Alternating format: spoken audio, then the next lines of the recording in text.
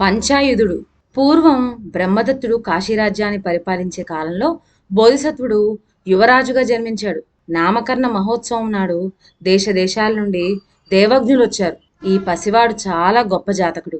5 ఆయుధాలతో ప్రపంచమంతటినీ జయించగల పరాక్రమశాలి అని వారు జోష్యం చెప్పి పంచాయుధుడు అని పిల్లవానికి పేరు పెట్టారు. పిల్లవానికి ప్రజ్ఞత రాగానే గాంధర్వ దేశంలోని తక్షశిలా నగరంలో మహాపండితులైన గురువుల వద్ద సమస్తమైన విద్యలు నేర్చుకోవటానికని వెళ్ళాడు. పంచాయుధుడు తక్షశిల వెళ్ళి చదువుకొని సకల విద్యా పారంగతుడయ్యాడు. ఆశ్రమం నుండి సెలవు తీసుకునేటప్పుడు గురువు శిష్యుని దీవిస్తూ 5 ఆయుధాలు ప్రసాదించాడు. గురువుగారి అనుజ్ఞతో కాశీరాజ్యానికి బయలుదేరాడు పంచాయుధుడు. దారిలో ఒక మహారణ్యం దాటవలసి వచ్చింది. రాజకుమారుడు అలా పోతూ ఉండగా కొందరు మనుష్యులు అడ్డుపడి, ఓయ్ పిన్నవాడా, తెలుసునో లేదో, ఈ మహారణ్యంలో రోమాంచుడనే రక్కసుడు విహరిస్తూ ఉంటాడు. వాడి కంట పడితివో నీ పని సరి అన్నమాటే.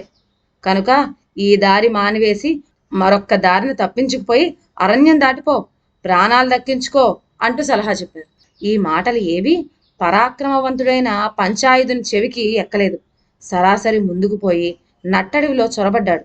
కొంత దూరంలో తాటి చెట్టంత ఎత్తు రాక్షసుడు రోమాంచుడనేవాడు ప్రత్యక్షమయ్యాడు. బ్రహ్మాండమైన తల, చెంబులంతేసి కన్నులు, ఏనుగునకు మోస్తరుగా నోటి లోపల నుండి 2 దంతాలు, వంటి నిండా ఎలుగుబంటి రోమాలు, రంగురంగులతో భయం కొలుపుతూ ఉన్నాడు వాడు. ఎవడవురా నీవు? ఎక్కడికి పోతావు? నిలు నిలు, నిన్ను మింగుతా అని ఓంకరించాడు రాజకుమారుని చూచి. అందుకు పంచాయుధుడు, రాక్షసరాజా, తెలిసే నేను ఈ అరణ్యం ప్రవేశించాను. నువ్వు నా చేరువకు రాబోకుమా. ఇదిగో ఈ అమ్ముతో నిన్ను నిలబడ్డ పాటున పడగొడతాను, చూచుకో అంటూ బాణం ఎక్కుపెట్టి కొట్టాడు. అది పోయి రాక్షసుడు ధరించిన కంచుకానికి తగిలిందే కాని వానిని మాత్రం ఏమీ చేయలేకపోయింది. పౌరుషం కొద్ది పంచాయుధుడు ఇంకొక బాణం మళ్ళీ వేశాడు. అది మొదటి దానిలాగానే కంచుకానికి తగిలి మణిగిపోయింది. ప్రచండ వేగంతో రాజపుతుడు మరికొన్ని బాణాలు వరసనా వదిలాడు. ప్రయోజనం లేకపోయింది. 50 బాణాలు విషపూరితమైన వేశాడు. లాభం కనిపించనే లేదు. ఆకన్న రోమాంచుడు తన ఒంటి మీద ఉన్న కంచుకాన్ని అట్టె దులిపివేశాడు. ఇప్పటి వరకు కంచుకానికి తగిలిన బాణాలన్నీ వాని కాళ్లపైనే రాలిపడినాయి. వాడు బోధిసత్వునికి ఎదురుగా వెళ్ళాడు.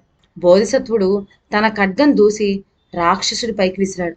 ఆ గొప్ప ఖడ్గం కూడా బాణాల్లాగానే పోయి రాక్షసుడి కంచుకన్లో గుచ్చుకుపోయింది. ఆ మీద రాజకుమారుడు తన గదను వానిపైకి విసిరాడు.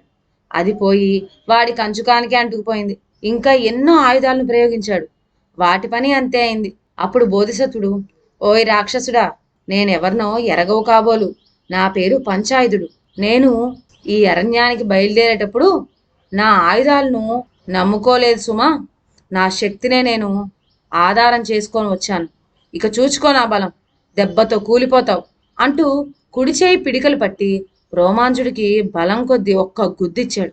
ఆ చెయ్యి రాక్షసుడి రోమాల్లో ఇరుక్కుపోయింది. ఊరుకోలేదు రాజకుమారుడు. ఎడమ చేత్తోనూ కాళ్ళతోనూ పడపడమని గుద్దులిచ్చాడు. ఆ చెయ్యి కాళ్ళు కూడా రాక్షసుడి రోమాల్లో చిక్కుకుపోయినాయి. కాళ్ళు చేతులు ఆడక ఏమీ చేయలేకపోయాడు పంచాయుధుడు. అయినా పౌరుషం మటుకు చావలేదు. చూచుకోరా దుర్మార్గుడా అని గర్జిస్తూ తలతో కొట్టనారంభించాడు. అయ్యో పాపం, వాని తల కూడా రాక్షసుడి రోమాల్లో అతుక్కుపోయింది. ఇంత జరిగినా బోధిసత్వుడికి నిబ్బరం సడల్లేదు. పిన్నవాణ్ణి చూచి రోమాంచుడు, వీడెవడో సామాన్య మానవుడు కాదు, సింగపు కొదములాగా కనిపిస్తున్నాడు. నన్నే ఢీకొనటానికి సాహసించిన ఈ బుడతడి ధైర్యం ఎంతటిదో కదా. ఇంతవరకు నా జన్మలో నేను ఇటువంటి నరుణ్ణి చూచి ఎరగను అని తలచి ఆశ్చర్యపోయాడు. పిన్నవాడా, మీ మానవులు నా స్వరూపం చూచినంతటనే హడలిపోతారే. నీకు ప్రాణభయం లేకపోవటానికి ఏమిటి కారణం అని అడిగాడు. బదులుగా బోధిసత్వుడు, ఎందుకు భయం? పుట్టుక ఎప్పుడున్నదో చావు అప్పుడే ఉంది. అదీగాక నా శరీరం లోపల వజ్ర సదృశ్యమైనటువంటి ఖడ్గం ఒకటి ఉన్నది. అదే జ్ఞానం. నన్ను నీవు మింగటమే జరిగితే అది నీ కడుపులో ప్రవేశించి నిన్ను సంహరిస్తుంది అన్నాడు. ఈ మాటలు వినగానే రోమాంచుడు మళ్ళీ ఇలా అనుకున్నాడు, ఈ పసివాడు చెప్పే మాటలన్నీ పరమసత్యాలే. ఇటువంటి సూరసికామణిని పొట్టన పెట్టుకోనటమే కాని హరించుకోవటానికి శక్యం కాదు, కనుక వదిలేస్తా. తరువాత రాజకుమారునితో, పిన్నవాడా, నిన్ను నేను తినదలుచుకోలేదు, నువ్వు స్వేచ్ఛగా వెళ్ళిపో అన్నాడు. ఓయ్ రాక్షసుడా, సరే, నన్ను వదిలిపెట్టావు, బాగానే ఉంది, నేను వెళ్తాననుకో. నీ మాట ఏమిటి? ఎన్ని జన్మలో ఎత్తి ఎత్తి నీవి దుర్మార్గపు పనులు చేస్తూ ఇలా నికృష్టపు బతుకు బతుకుతున్నావు, అజ్ఞానమైన అంధకారంలో కొట్టుకుంటున్నావు. ఎంత కాలమున్నా నీ గతి ఇంతే. అయితే నీవు ఇలానే ఉండిపోవటానికి వీల్లేదు. నిష్కారణంగా మానవులను చంపి తింటున్నావంటే నీ పాపం అంతు లేకుండా పెరుగుతూనే ఉందన్నమాట.